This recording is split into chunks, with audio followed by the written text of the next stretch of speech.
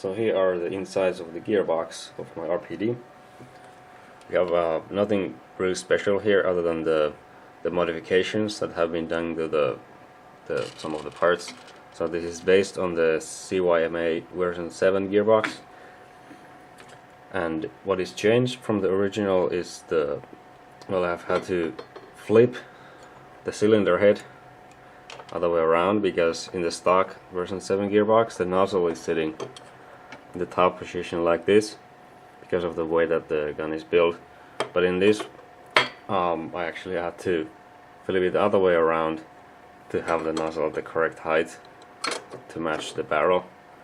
So that also created the need to modify the gearbox in the front like this, to have like a groove here so that the nozzle can fit through here.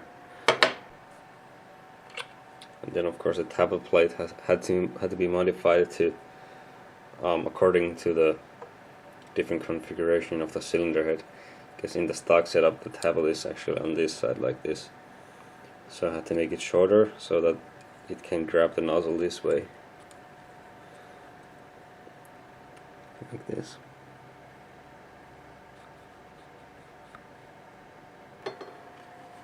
And then the downside here, or the down part, because how tight the receiver is, I actually had to shave the sides down all the way like that. Let me show you how it's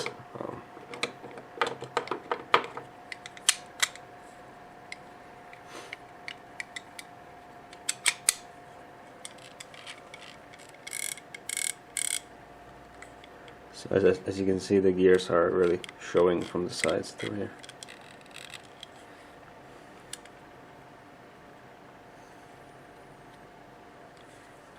So here's the receiver. As you can see, it took a bunch of internal work here to make space for the gearbox, and then to have put some support to keep it in place. Basically sits like this. And then the motor comes here.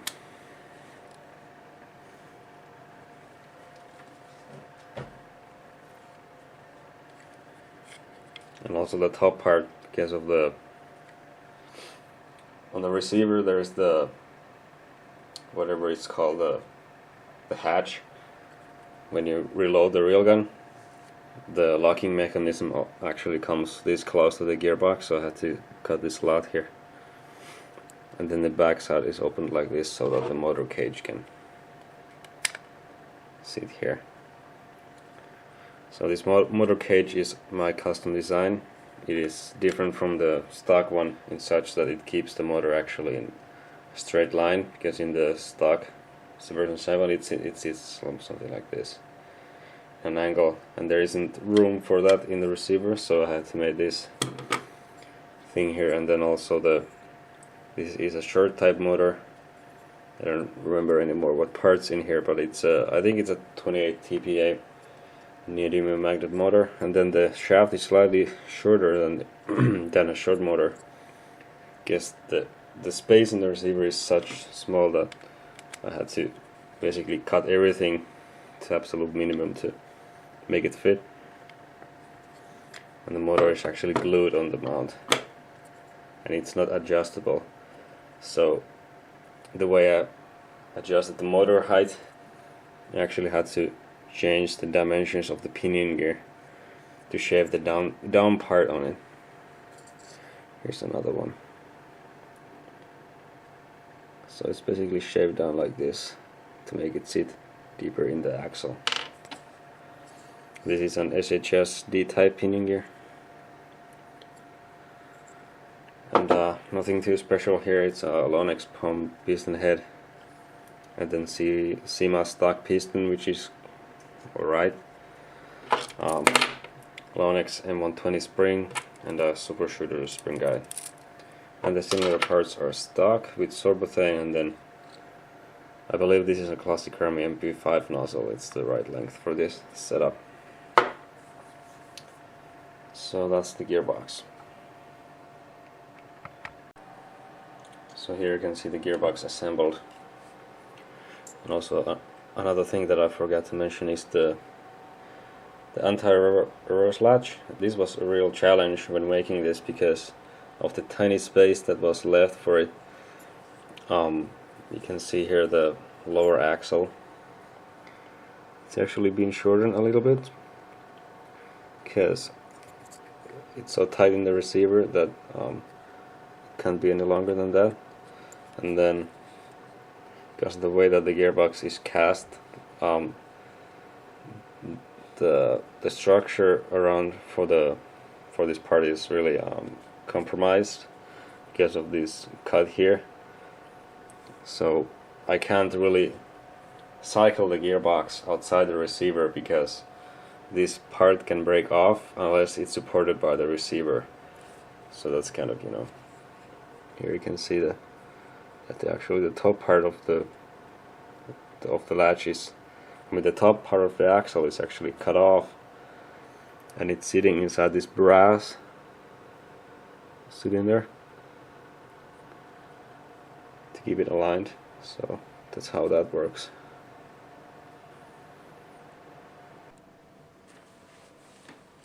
So now I'm gonna show the basic construction and how to put this together, and some facts about the modifications done for the receiver parts.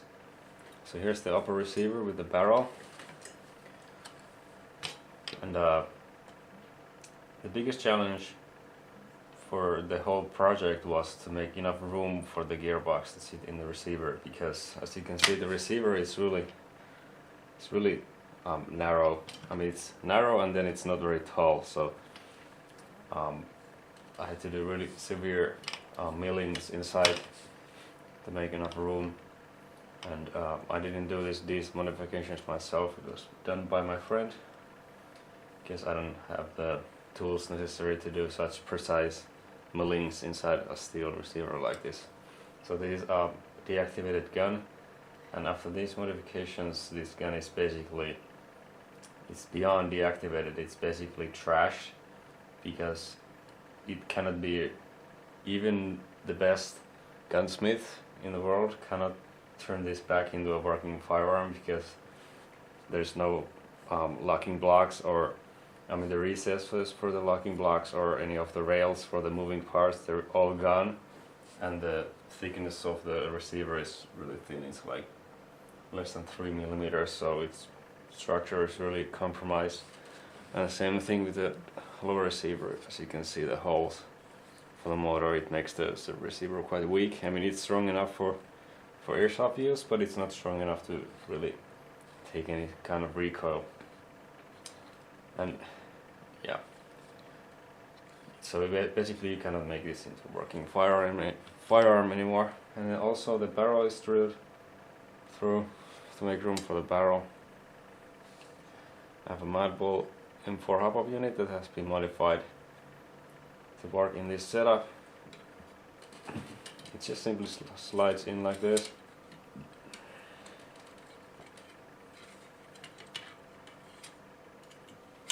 And then there's a part here in the front glued on the receiver that and then also the feed tube. This is a feed tube spring, and then this piece keeps it aligned so it doesn't wobble around. Then on the bottom here is this spring tube that feeds the BBs from the mag. That's quite simple. And then I'm gonna show how to put the gearbox in the lower receiver. It's quite simple. It takes just one screw. First I gotta attach the wiring.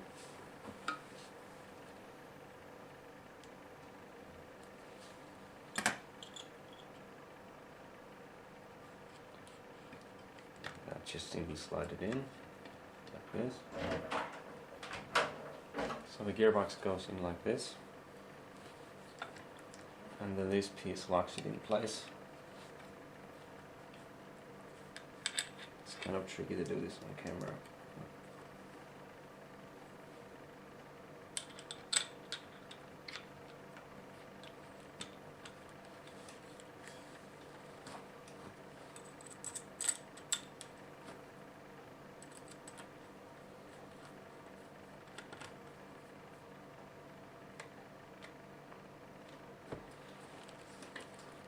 and it sits right in.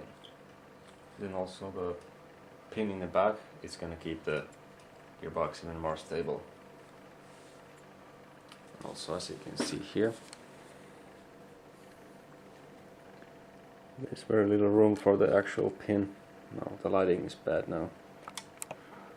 Do that. See that I actually had to shave the motor to make enough room for the pin. It's very close to touching the contacts even.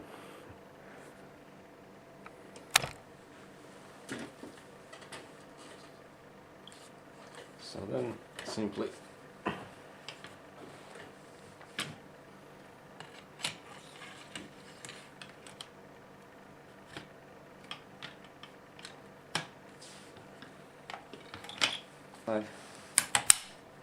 goes in like that, and it's all rock solid. And here you can see how little space there is actually around the receiver and the gearbox.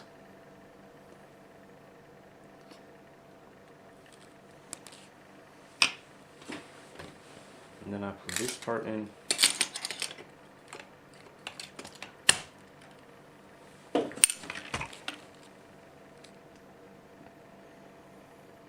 It sits nice and flush with the gearbox.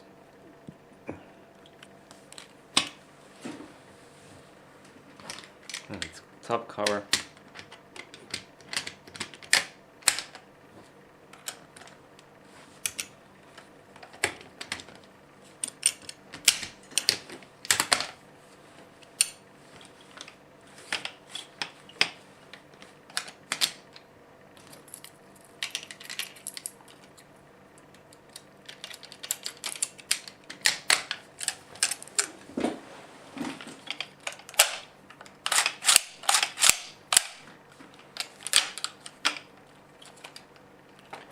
Also the way that the charging handle is made.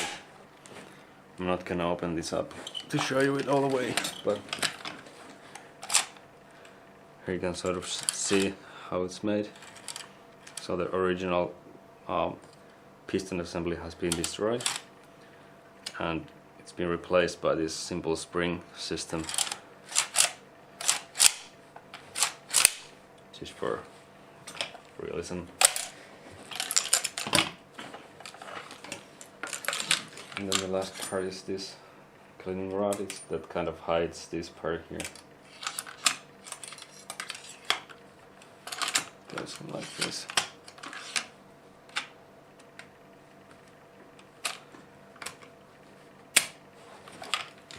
And then you pretty much can't see the gearbox anymore.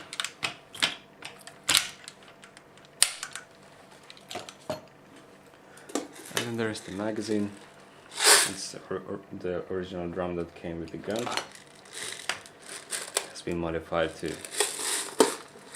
have the insides of a high cap magazine and then the electric feed system. It's quite simple, nothing too complicated. It's just basically like any other box mag, but it's just hand built. It's powered by this lithium polymer battery, 7.4 volts. And there's a feed tube with the locking mechanism that keeps the BBs in, and this is how to close it.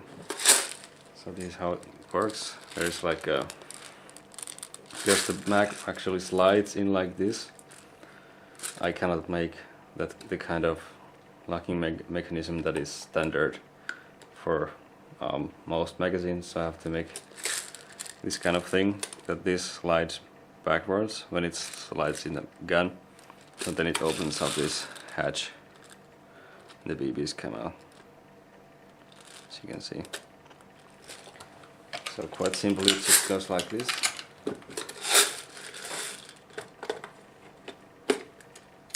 Then close it up and you're ready to go. Then you can put the mount out like that.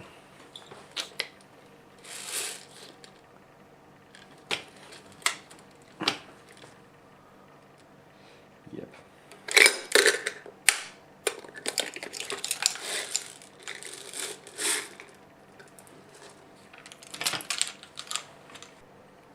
So lastly, the battery compartment. I was lucky to find that this gun already had this big compartment inside the stock that I could use for the batteries, and then a long buffer tube to put the wiring through. So the wiring goes through the buffer tube, and then the battery goes in here. Right now I'm using these quite small 1000 mAh 55C batteries. So the discharge rate is 55C, so this little battery can actually put out 55 amps continuous, so that's plenty for this setup, which is just an M120 spring. So I could theoretically I could make this space a little bit bigger, but right now I'm doing fine with these batteries, so I have a bunch of these, so I just simply attach the connectors. This is really high-tech shit right here. Well, anyway, the wiring is kind of difficult to get in there, but when it is in there, I just simply close it like that. It's like made for Airsoft almost, like that. Very handy and quick. So that's my RPD. Thank you for watching.